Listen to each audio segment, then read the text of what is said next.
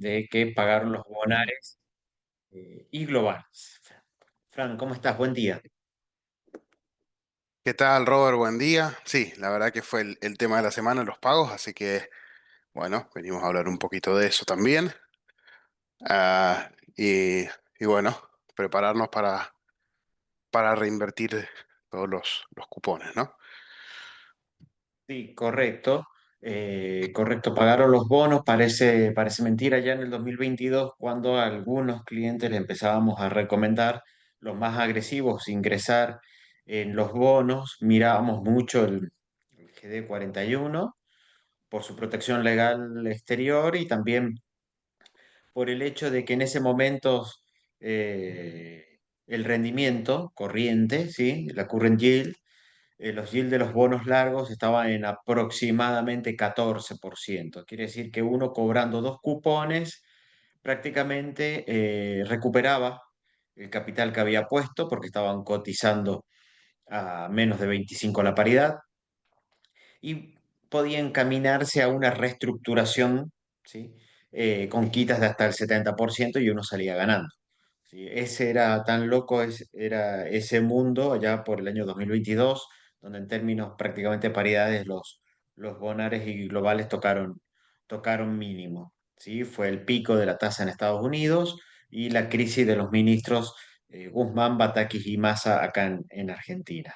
Desde ahí, con muchos altibajos, el esquema ha sido muy positivo, el video ha sido muy positivo para los bonos y seguimos con esa visión, ¿sí? Obviamente sin posibilidad de tantas subas, pero todavía hay margen para esperar o buenos devengamientos o buenos rendimientos. Así que también, y esto es bastante importante, Fran, esta semana arranca un poco, ya había arrancado, pero se va a notar más este nuevo esquema monetario, ¿no? Sí, hay un cambio de paradigma, si se quiere, porque es todo un esquema nuevo. Y bueno, se eliminaron el tema de las LEFI, ¿sí? Eh, que bueno, le permitían a los bancos financiarse a un día o a muy corto plazo contra el Banco Central y bueno, ese instrumento como si dejó de existir, así que bueno, los bancos eh, van a tener que buscar otro lugar para colocar su liquidez y, y bueno, eh, bueno, ya lo vamos a ver en detalle, pero las cauciones han sentido el impacto del exceso de pesos, ¿no? Y pensamos que ese impacto en los niveles actuales de caución va a ser temporal, pero bueno, lo vamos a ver. Por el lado del dólar, queremos hacer como una especie de reflexión ante la suba del dólar. Este nuevo nivel de equilibrio que parece que ha alcanzado por lo menos en estos últimos días. También van a jugar factores internacionales en esto. Eh, Vamos a ver los rendimientos de renta fija para ver un poco de posicionamiento y de paso ver qué hacemos con los cupones de los bonares y globales. Renta variable, quizás estemos entrando en una etapa quizás digo, de volver de a poco. ¿Sí? Si ustedes se fijan en la mayoría de los últimos breaks que hemos venido haciendo los días viernes, van a ver que hay una charla muy extensa con respecto a lo que es renta fija, ¿sí? Y fundamentalmente, yo diría prácticamente de los últimos 2 meses, han sido breaks muy monetarios, muy de tasa, porque bueno, pensábamos que estamos en esta era de la tasa, en donde la tasa le tiene que ganar eh, al dólar, ¿sí? A la inflación. Entonces, bueno, era un buen momento para buscar rendimientos en pesos. El nuevo esquema monetario ya empieza también a ser un poco más dulce el ir mirando la renta variable. Y para finalizar, un breve repaso internacional, Trump y los aranceles otra vez. Así que bueno, arranca el nuevo esquema monetario. Se terminan las LEFI, como vos dijiste, Fran, las tasas de corto plazo. los que estuvieron en el break de la semana pasada se van a acordar. Hablamos de que las tasas de corto plazo habían reaccionado primero, ¿sí? Bueno, fuertemente. Las tasas de corto plazo habían estado en niveles cercanos a 40. Ahí en el gráfico se puede ver, son las de línea azul, ¿sí? Estuvieron ahí en 38 aproximadamente, algunas un poquito más. Las de mediano plazo son las que habían estado bastante más heavy. Eh, si nos fuéramos para atrás, está cerca de el acuerdo con el fondo, ya por la primera quincena de abril, eh, llegaron 40 y superaron 40, inclusive algunas tocaron los 50% de rendimiento. Entonces acá tenemos en la línea azul el tramo corto de las LECAPs, de la curva en peso, el tramo mediano y el tramo largo. ¿Sí? Si vemos todavía las eh, tasas más cortas rinden menos que las más largas, ¿sí? Y las del medio rinden más que la más larga, ¿sí? Entonces acá lo que estamos viendo, un poco lo que vos decías, Fran, ayer las cauciones cerraron por debajo del 20% anual, 16. Entonces, bueno, ahí ustedes, nosotros ponemos en tono irónico, bueno, ya saben qué hacer. Las de cable del tramo corto también comprimieron fuerte y después le tocará el turno a las del tramo medio, que están quedando como bastante interesante para hacer un ejercicio de tomadoras contra instrumentos medios en pesos. Sí, volvimos a la palanca financiera, ¿no? Como quien dice, donde yo me apalanco en las cauciones, ¿sí? Tomo caución al 20 16, creo que fue el cierre de ayer, y me voy a la letra que está rindiendo, bueno, ya no sé si tan cerca de 30, porque viene apretando firme, pero bueno, más o menos 30, y bueno, hago una diferencia de tasa eh, ahí del aire, ¿no? Bueno, hay que ver cuánto dura esto y cuánto tiempo se puede sostener. Esa es la parte más importante, ¿no? Sí, correcto. Nosotros, este es un desarbitraje bastante fuerte, porque si yo invierto en caución a 20 o a menos de 20, o invierto en un LCAP tramo medio, digamos 35, 36, sin lugar a dudas es un arbitraje que va a tener que cerrarse.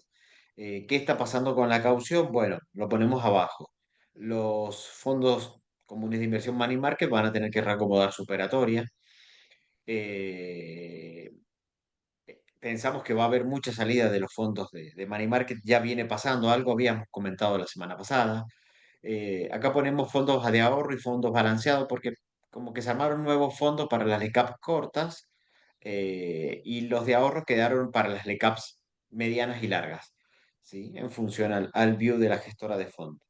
Entonces, acá lo que vemos es que va a rendir más, lo vemos en la curva roja, que rinde bastante más que las del tramo corto, ¿sí? Las LECAP medias.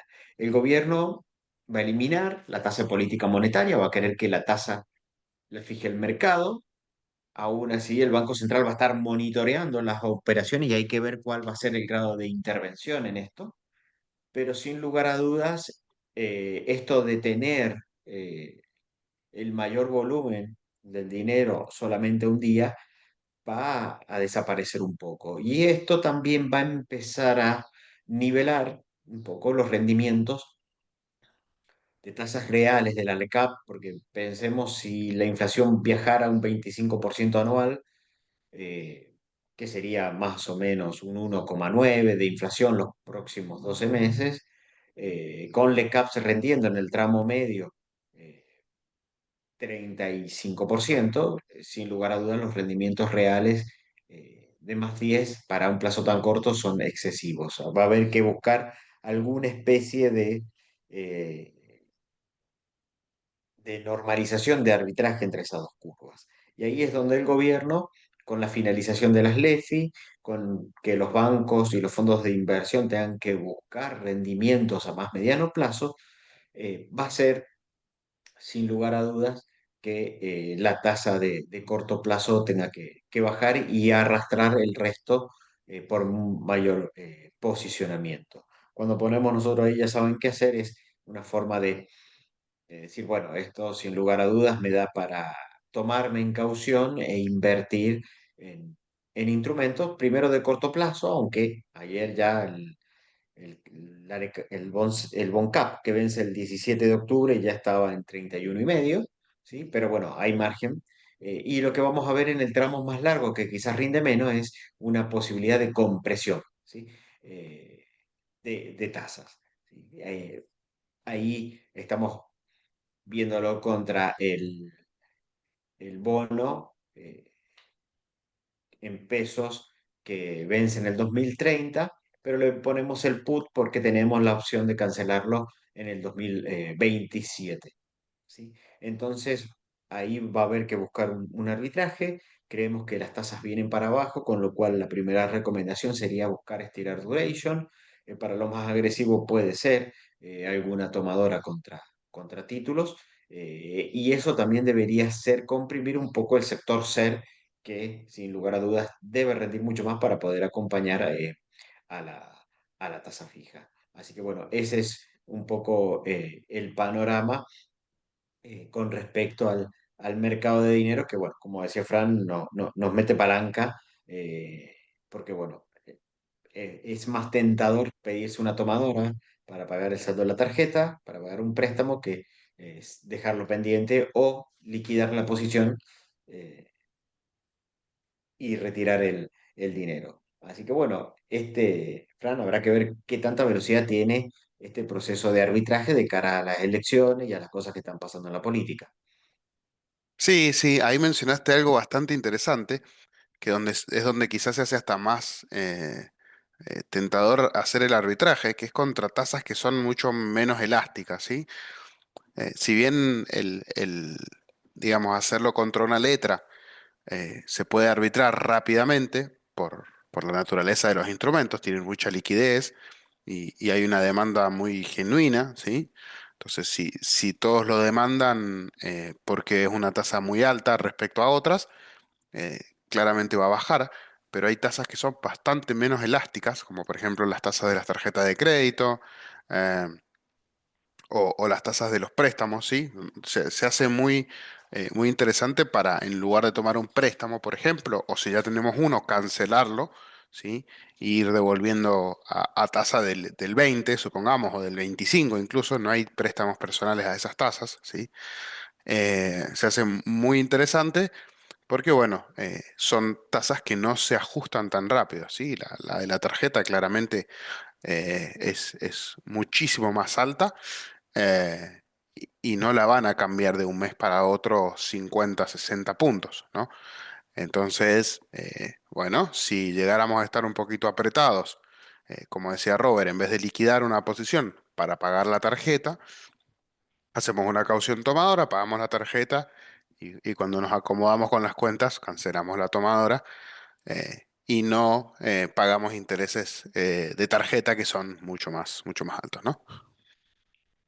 Sí, correcto, Fran. O sea, también nosotros ayer ya estábamos viendo y bueno, dijimos, bueno, miremos las tasas de los cheques pago diferidos para el financiamiento También, y sí. todavía no se reflejaba. Sí, quizás se Ujú. demore un poco más. También el tema de las tasas de los cheques a veces demora más en reaccionar a la alza, a la baja, porque hay un residuo de fondos disponible, entonces no sube tan rápido, pero después también a veces esos fondos tienen que esperar vencimiento o es más lento el ingreso, porque primero se van localizando en otros lados, en estos instrumentos que tienen más liquidez como las LECAP, que vos recién mencionabas. eh, y después empieza a llegar el dinero al resto de las actividades. Entonces, probablemente primero llegue al segmento pyme y después pase al segmento personas, pero bueno, es un poco, sí, pensamos que las tasas pasivas de los bancos van a reaccionar primero que las activas, se va a notar. Pero también tiene que haber una compresión de spread entre tasas activas y pasivas en los bancos. Y pasando a esto de los rendimientos, bueno, acá un punto importante que fue la suba del dólar que se viene dando prácticamente en las últimas 2 semanas, donde rompió ese techo y también es ahí donde este juego de tasas empieza a jugar. Y el dólar por ahora, Fran, se estacionó, parece ahí, entre 1250 y 1275. Parece tener una resistencia bastante dura el dólar. Sí, sí, parece que ahí se ha colocado el techo. Habían muchas ofertas vendedoras en esos niveles. Em, Aparentemente, bueno, a- a ver, digamos, un tope, ¿sí? Un techo. Llegamos a esos niveles y rebotamos. Ahora estamos dando vuelta ahí, eh, entre 1250 y 1275. Em, parece que, parece que hay, digamos, buena oferta últimamente y de parte del campo. Y esto es, volvemos a lo mismo. En principio el gobierno no interviene, ahí lo vamos a poner entre comillas, ¿no? En principio no interviene porque la intervención que ha hecho comprando dólares, es decir, generalmente el gobierno vendía dólares para sostener el precio y bueno, se salió a conocer que el Tesoro estaba haciendo compras, entonces, bueno, está, digamos, generando presión alcista en este caso. em, pero una charla muy interesante que tuvimos el día de ayer con algunos fondos de inversión. em, Dicen que esta volatilidad, si se quiere, esta flotación, vamos a tener que empezar a acostumbrarnos a este tipo de movimientos, ¿sí? Muchas veces algo estacionales, que es lo que justamente se viene, donde en épocas donde cosecha es, perdón, la liquidación del campo es menor, las ventas del campo son menores, el dólar tiende a subir, ¿sí? Recordemos también que, por ejemplo, todo lo que era soja ya se vendió, ¿sí? Se liquidó previamente porque a partir de julio volvían a tener retenciones, ¿sí? Entonces, digamos que estamos viendo la última colita de dólares ingresar de eso. Em, y bueno, vamos a tener que esperar quizás a la cuenta de capital, lo comentamos creo que la semana pasada o la anterior, donde hay muchas empresas em, financiándose en el mercado extranjero y en algún momento tienen que ingresar esos dólares, ¿sí? Porque son dólares que les prestan para obras, ¿sí? No les prestan dólares porque sí, son dólares que tienen un objetivo dentro del país y los tienen que ingresar para comenzar esas obras, ¿sí? Esta semana trascendió que em, en vaca muerta entre varias empresas con varios bancos del exterior, obtuvieron un préstamo de 2.000 millones de dólares. Bueno, esos 2.000 millones de dólares probablemente no el 100%, porque seguramente hay insumos que se compren en el exterior y se importen, pero una parte grande tiene que ingresar, ¿sí? Ingresa por este medio, ¿no? Entonces también ahí tenés dólares que ingresan y esa va a ser la pelea, ¿no? Importadores contra la cuenta de capital, ¿sí? Contra los capitales que vayan ingresando para las diferentes inversiones. Entonces ahí se da esa lucha. Y por eso el último punto ahí es muy importante, ¿sí? El tema de las emisiones de deuda en dólares, muy, muy importante porque eso va a ser posiblemente eh, quien defina la balanza, ¿no? De eso va a depender si el dólar sube o el dólar baja.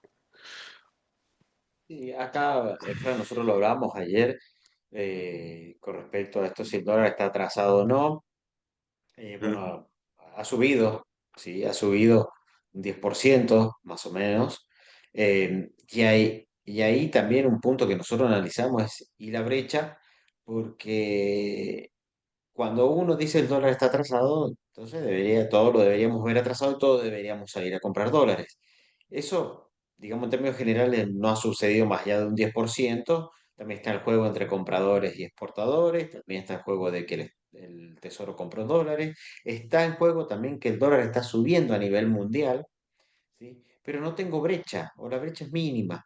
Distinto sería tener una brecha del 20, 30 o 170% como cuando asumió ley, en donde uno podría decir, evidentemente el dólar está tasado. Ahora, si no tengo brecha, ¿sí? Y es cepo es mucho más livianito. Me da la idea que el atraso de haberlo no debe ser tan significativo.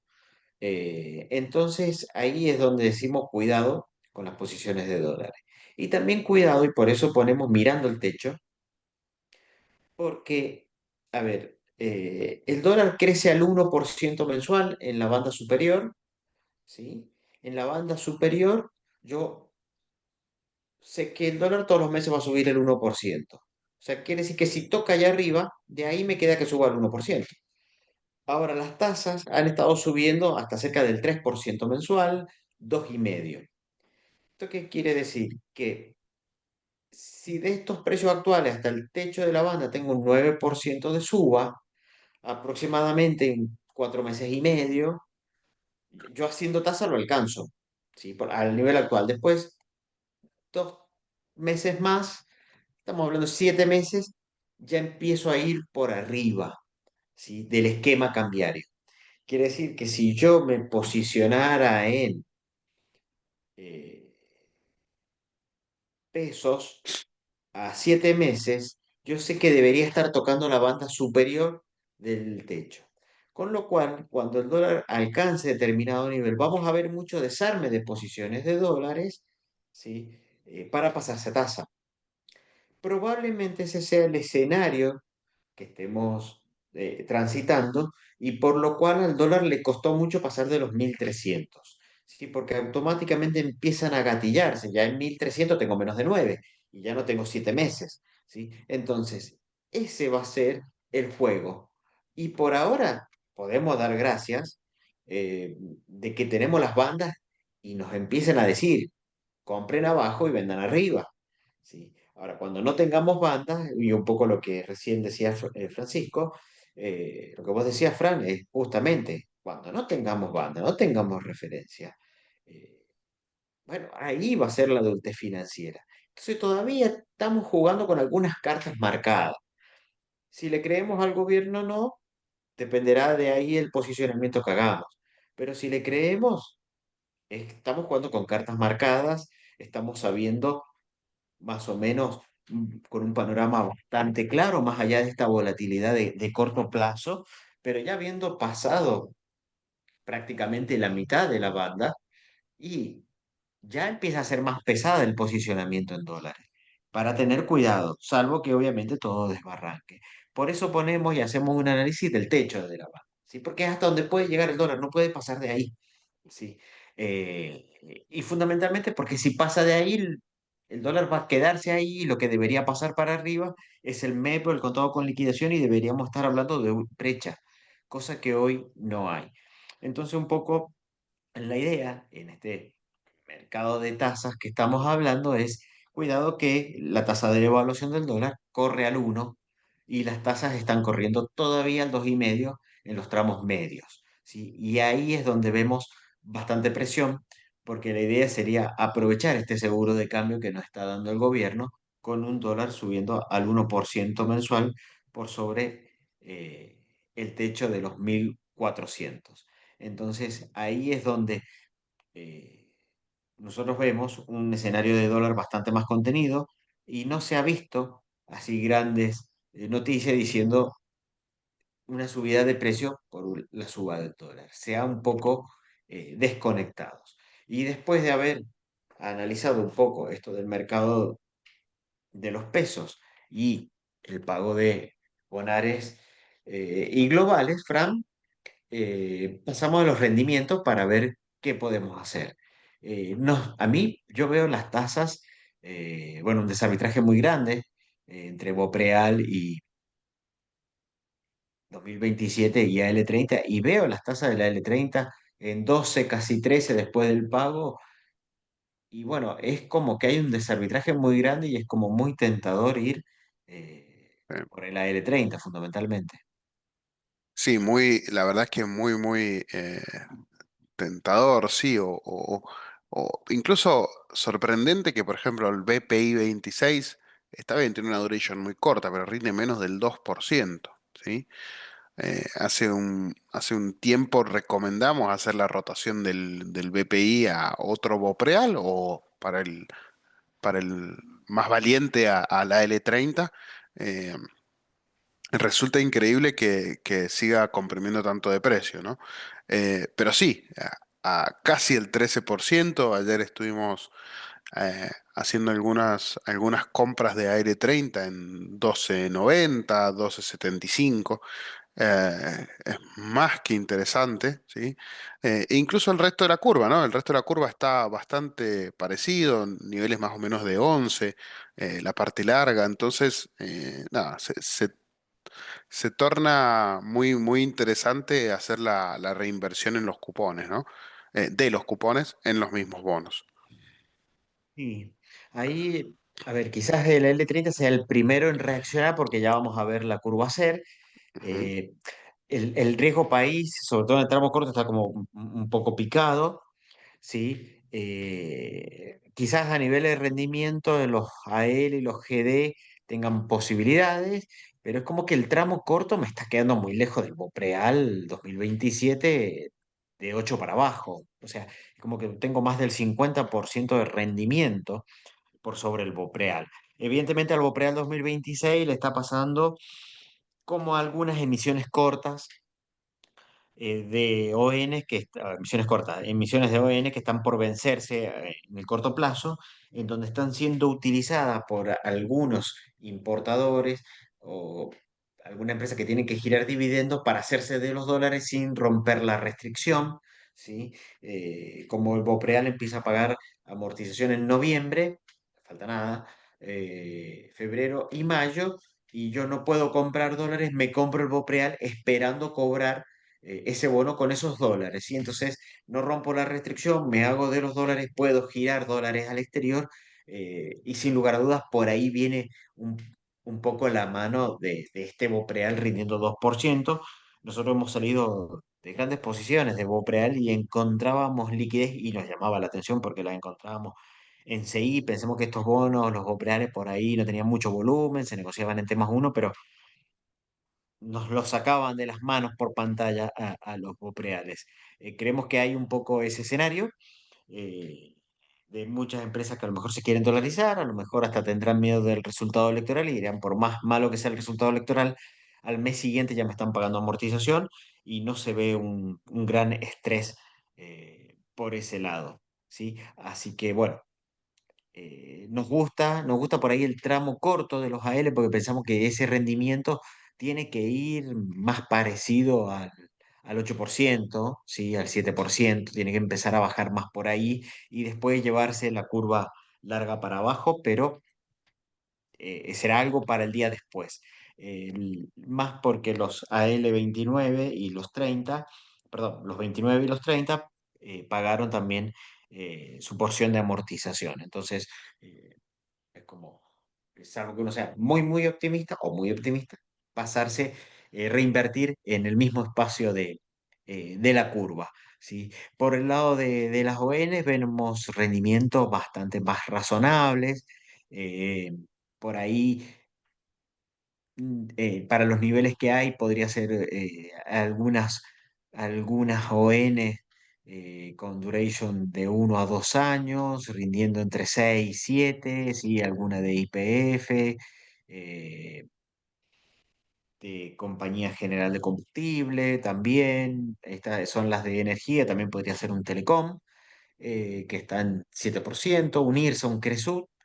Vamos a estar ahí, ¿sí? En 7 8% en el corto, perdón, 6 7% en el corto plazo, 8 una IPF al 2032 que 8 nos gusta para el 2032 para diversificar un poco riesgo de bonos, nos parece por ahí interesante. Claro que si yo tengo el 12 a 2030 con una duration de 2 años, 2 años y medio, es difícil, ¿no? De defender el 8% en 2032. Pero bueno, es una alternativa en el proceso de diversificación eh, de las carteras en dólares. Volvemos a repetir, lo decimos en muchos breaks, lo decimos en los webinars que hacemos y en charlas con clientes. Hoy no se pueden dejar los dólares eh, sin rendir, no solo por la inflación en dólares que ha tenido Argentina en estos últimos meses, proceso bastante esperable, sino porque la inflación americana viene viajando promedio a velocidad crucero del 3% anual. Eso en 10 años quita el tercio del capital que uno tiene. Y 10 años, o sea, no estamos hablando de 20 años, de 30 años. Eh, Lamentablemente 10 años pasan volando. Entonces, ahí es donde vemos que hay que buscar al menos algún rendimiento que me permita tener, en lo posible, una tasa real positiva, dependiendo del riesgo que quiera asumir, puede ser más uno nada más, o más 9 como el caso del AL30, eh, pero no dejar los dólares sin cubrir de la inflación americana. Y ahí es donde pensamos que los dólares en el colchón no son ahorros, sino que es una buena destrucción del capital. Ni hablar si Argentina va y viaja hacia niveles de normalización de su política macroeconómica. Fran, y acá nos queda, bueno, el análisis de los títulos en pesos. Sí, la parte más jugosa, ¿no? Que acá tenemos un poco de todo. Bueno, hablamos quizás ya un poquito de las LECAPs, ¿sí? Esa parte podemos eh, obviarla, si se quiere, o saltarla, irnos directo a la parte jugosa, que es el, el Bonser. Si ven los puntitos de la curva de los Bonseres, eh, no sé, parece la montaña rusa esa que está en Disney, que te sube recto y te larga. Eh, Porque, bueno, eh, se está generando eh, una cuestión bastante rara ahí, sobre todo en el primer año, ¿no? Eh, en la parte más corta de la curva del Bonser, que eh, digamos, se arbitra con la parte de la tasa fija, ¿sí? Que la tasa fija está pagando tasa real bastante positiva, ¿sí? Entonces se arbitra y quedan con rendimientos en ser bastante altos, ¿sí? Cerca del 12%.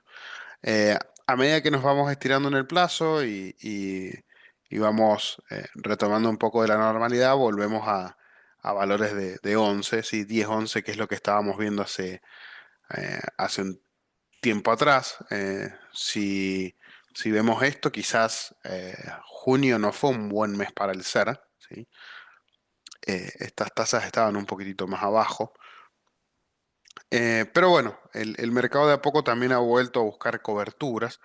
Entonces quizás sí sea interesante en estos niveles volver sí, a mirar con cariño el SER. Sí. Y acá, Fran, para nosotros nos gusta mucho el ser, lo volvemos a repetir, para empresas que tienen que buscar cobertura a su estado de resultados, sobre todo obviamente la línea de costos, ¿sí? ¿Qué es lo que yo buscando cobertura? Probablemente el ser no gana, o sea, los títulos ser más 10 ser más 11 como están ahora, no sé si le van a ganar a la tasa, pero sí, sin lugar a dudas, mis costos.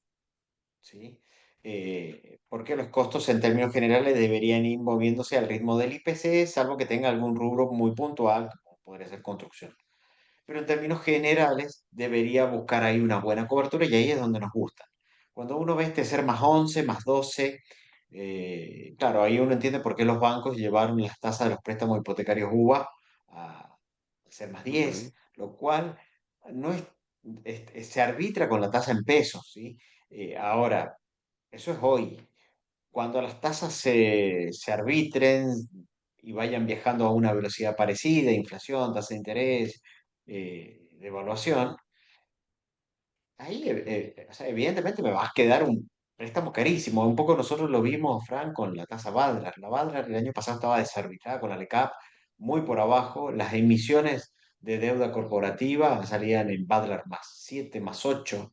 Así pues, y en ese momento nosotros recomendamos a la gente, esto sí es para endeudarse de corto plazo, porque cuando se nivelen las tasas, que es lo que debería pasar después de algo que la está distorsionando, va a ser carísimo. Bueno, hoy un Badrar más 7 más 8 es una muy buena inversión y un mal instrumento para financiarse porque la Badlar se fue al nivel de las LECAPs. Otamar, que es un poco la que se está utilizando actualmente. Entonces, bueno, ahí esos niveles de endeudamiento, en ser más 10 es algo bastante difícil de soportar a mediano plazo y pensemos que l- las inversiones y los financiamientos intentan ser bastante más protectivos, ¿sí? Entonces, tienen que ser más conservadores en los márgenes que uno acepta y aprueba. Lo seguimos viendo interesante, los bonceres, probablemente un escenario de baja de tasas comprima, ¿sí? Eh, las tasas, eh, los rendimientos de los bonceres y vuelvan a experimentar subas. Después también, un poco por otro lado, podemos ver un gran arbitraje entre la curva de bonceres y la curva de bonares. Eh, Quizás hasta rindiendo un poquito más en algunos casos, rindiendo más, perdón, el L30 por sobre el TZX de 27 que son comparables en duration, con lo cual también ahí vemos un atractivo en el AL30, ¿sí? O sea, está arbitrado a la curva de Bonser, no hay un desarbitraje muy grande, inclusive rinde un poquito más. Así que lo vemos también bastante interesante ese arbitraje. Hemos vuelto a poner la curva dólar link porque había quedado sin rendimiento. Recuerden que siempre nos gusta rendimientos reales positivos. Esto parece muy obvio en esta época, pero en algún momento comprábamos títulos CER que rendían -14, -15. El mercado se llevaba mucho dólar link -20, -30, así que son momentos. Pero para el corto plazo, si yo digo que el dólar link es hard dólar, ahí el TZB está rindiéndome y dándome bastante más que el Bopreal 2026 que me da 2. Obviamente tengo dólar link y no tengo hard dólar. Pero bueno, si estoy buscando rendimientos, evidentemente pasa por un mix de TZB de 5 que vence en diciembre, con el que vence en junio del 2026. Como por ahí alternativas y alternativas para las empresas para buscar algo, a veces un poquito más de cobertura a mediano plazo. Así que, y no verse con el movimiento de dólares en la cuenta comitente que a veces puede hacerle hacer pisar el palito y no volver a acceder al mercado libre de cambio. Así que bueno, este es el panorama para los rendimientos de renta fija y variable. Y volvemos a tocar el tema de acciones, básicamente porque bueno, ya cerró el trimestre, se va a venir hacia finales del mes la presentación de balance, finales de julio, principios de agosto. Em, y de acuerdo a cómo venga, eso puede gatillar subas. Ah, y ahí también el tema Fran, de las bajas de tasas. Las bajas de tasas siempre son buenas eh, para la renta variable. Sí, ahí hay que tener cuidado, Robert, porque puede gatillar subas y también puede gatillar bajas. Eh, Tuvimos el primer ejemplo Eh, le- ayer por la tarde, presentó Vista y hoy no está teniendo el mejor de los días. Eh, Quizás un poco por el sector, ¿no? Pero bueno, por las dudas hay que tener cuidado. Pero sí, en general, em, nada, hoy también afecta mucho que Trump haya salido de nuevo a hablar de aranceles, ya lo vamos a terminar de ver. Eh, y bueno, creo que si no leí mal, le puso 35% de aranceles a Canadá, lo cual ya es una locura absoluta. No sé qué está pensando el muchacho, pero bueno, con todos esos asuntos no ayuda para nada a las acciones, ¿no? Em, pero hay que estar, va a haber que estar atentos a la temporada de balances. Vamos a ver qué pasa con las tasas. Eso quizás es el punto más importante, ¿no? En todo este lío. Em, Pareciera ser que los aranceles los van negociando, pero las tasas es algo mucho más importante y mucho más a largo plazo, ¿no? Entonces, quizás el foco debería estar más ahí, a pesar de la volatilidad intrínseca que tiene todo este lío, eh, pero sí muy importante eh, ver qué termina de pasar con la baja de tasas. Parece que no se va a dar este mes. Se viene estirando, pero eh, bueno, hay que estar atentos, ¿no? Y ahí también hay que reconocer que tenemos valuaciones más ajustadas que el principio de año, con lo cual eso podría dar margen a un rebote. Sí hay que ver el tema de balance, sí, Fran, es fundamental ver cómo viene el nivel de actividad de las empresas y el nivel de resultados. Suponemos que los bancos el nivel de actividad viene bastante malo, con lo cual el tema bancos en general, por ahora creo que preferimos todavía quedarnos un poco afuera. Si vemos el gráfico de la derecha, vemos la performance del último año eh, de las acciones, en donde vemos que todavía el consumo básico viene bastante golpeado, no se termina de recuperar. eh, el Merval sigue sí, al ritmo de lo que es oil and gas.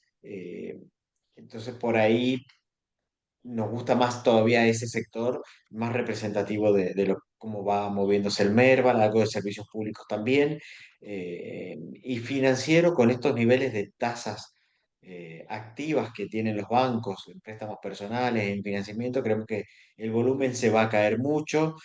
Probablemente el margen también en un primer momento con esta salida del esquema del EFIS. Por eso ponemos es un volver de a poco, ¿sí? Es un mirar algunas empresas de servicios públicos, como puede ser Ecogas, por ejemplo, eh, y del sector de energía, ¿sí? Como puede ser Pampa, ¿sí? Nos gusta mucho Pampa, creemos que es una acción que viene poco más ralentizada que otras. Nos evitamos quizás el ruido de YPF, que quizás hasta es bueno que se haga cargo del sector privado, pero nos sacamos un poco del ruido de YPF y, por ejemplo, Pampa, Central Puerto de Ecogas nos gustan eh, bastante. Así que es un, volver de a poco, ¿sí? Es volver a mirarlas, seguramente en los próximos breaks, no quiero decir que el próximo, pero en una saga de breaks vamos a notar que vamos a estar hablando más del tema acciones, eso va a ser prácticamente inevitable y de acuerdo a cómo se perfila el resultado electoral, sin lugar a dudas, eso también puede ser un disparador de alzas y de subas, ¿sí? Pero bueno, creemos que las valuaciones son más razonables. Entonces, bueno, en esta etapa de consolidación, primero de ajuste y después de consolidación del precio, comenzamos a abrir el radar hacia la renta variable. Y también en el plano internacional, dos cosas, por lo cuales también la suba del dólar en términos locales no nos preocupó demasiado. Acá podemos ver en el gráfico de la izquierda que el dólar index pegó la vueltita allá abajo, ¿sí? Podría ser una tendencia un poco de mediano plazo dentro de lo que nosotros consideramos que Trump busca, que es un dólar más barato a nivel internacional. Sí, podríamos ver un rebote. Ahí ayer tuvimos una pelea entre Trump y Lula, o Lula que se quiso subir al ring, no sé al final Trump que contestó, Fran, pero eh, hubo ahí un tema de Trump involucró a los BRICS eh, con posibles sanciones adicionales en función a la política que tomen. El gráfico de la derecha es muy gracioso porque dos cosas con respecto al cobre, problemas en la demanda, salió un informe de la consultora de auditoría, una de las cuatro más grandes del mundo, quizás la más grande de Price. Price habla de problemas en el suministro de cobre, puso el caso de Chile, en donde ven que de acá al 2030 puede haber un problema grave de suministro de cobre chileno y uno de los aspectos es falta de agua. Y acá tenemos dos precios de cobre, Fran, lo cual es muy loco. Esto parece el mercado de soja de Matt Barrofex, del mercado futuro de Argentina. Sí, sí, se empiezan a desarbitrar según la plaza, ¿no? Por cuestiones obvias de transporte. Pero no, bueno, no suele ser así porque la oferta suele estar bastante más, eh, digamos, ¿cómo se llama? Homogénea, ¿no? Ahora se complica por esto que mencionabas, entonces, nada, los precios cambian de un lugar a otro. Eh, Esto no es bueno para toda la industria americana, ¿no? con costos mucho más altos, obviamente se les complica eh, para, eh, para competir, ¿no? Claro, mercado Chicago, mercado de Londres, las dos plazas grandes de commodities. En el medio, tema tema transporte, en el medio tema tarifas. Entonces, ahí si yo estoy pensando en que mi producción va a ir a parar a Estados Unidos, el precio del cobre en Estados Unidos, volado casi 30% arriba. eh, si esto fue en el día de ayer, hay que ver hoy.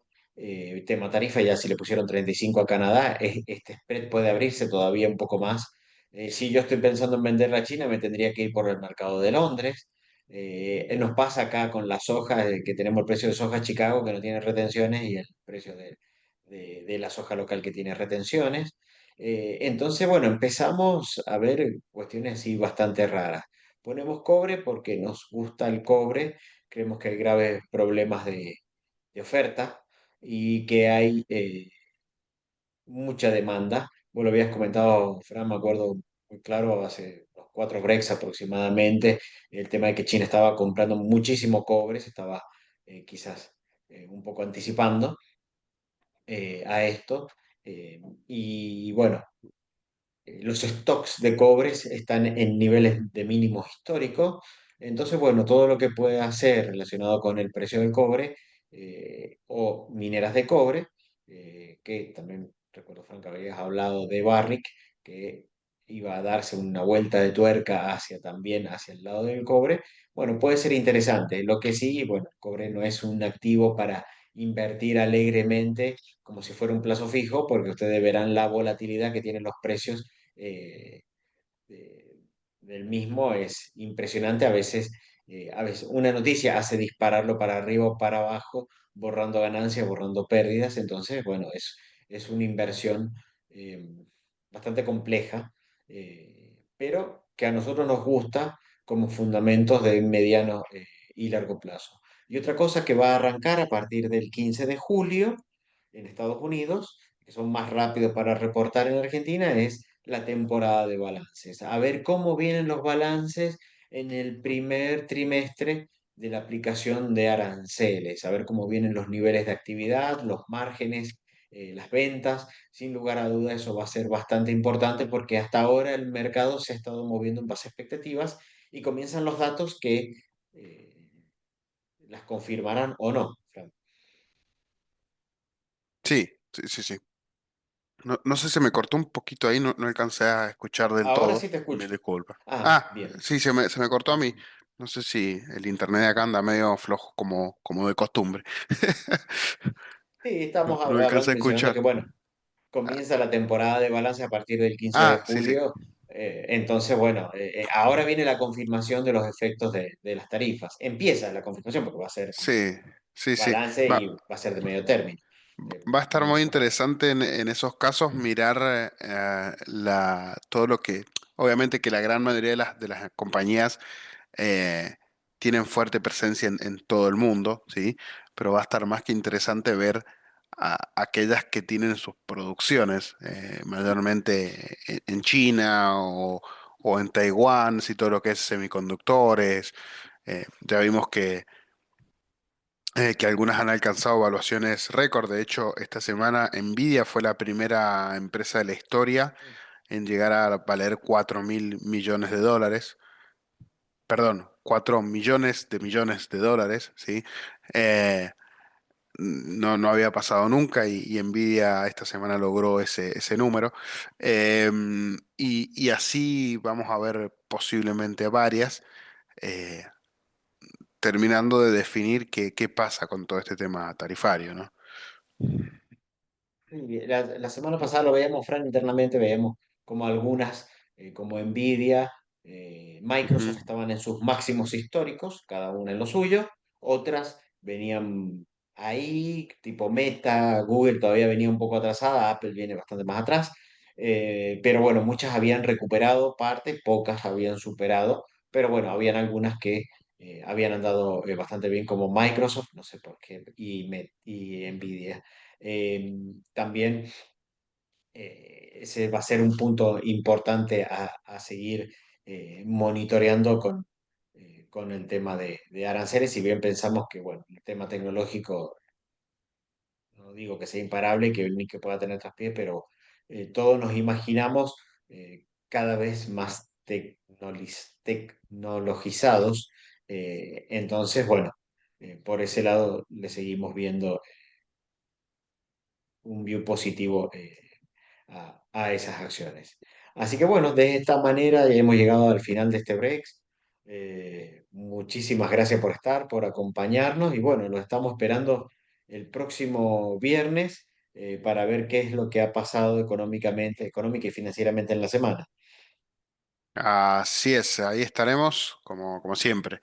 Y bueno, eh, terminando de definir esto y empezando a ver tema de balances, ¿no? Ya nos va a empezar a pagar. Una cosita corta que me estaba olvidando. Sí, Por ahí he empezado a leer que empezaron a aparecer el metal que supera el oro, bueno, el platino. eh, Básicamente el movimiento fue, subió el oro, se estabilizó, subió la plata y el platino atrás, y ahora deberían más o menos estabilizarse en estos lugares. Le veo más posibilidad a la plata, seguimos con una etapa de consolidación, el dólar recuperándose al menos temporalmente, y quizás después, bueno, volvamos a hablar también del oro y de la plata, no me quería olvidar decir eso, y bueno, muchísimas gracias y muy buen fin de semana.